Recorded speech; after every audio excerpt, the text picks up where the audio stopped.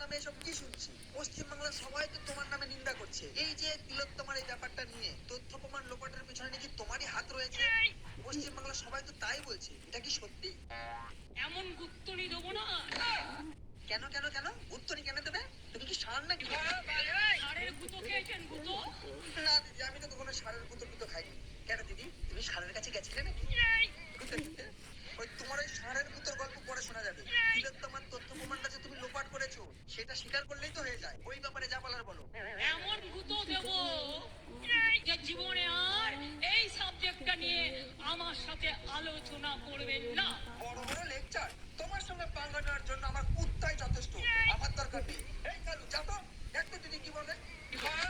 আমি বন্দুকের থেকেও ভয়ঙ্কর, আমি সুনামির থেকেও ভয়ঙ্কর, আমি টর্নেডোর থেকেও ভয়ঙ্কর, আমি তুফানের থেকেও ভয়ঙ্কর। কি করে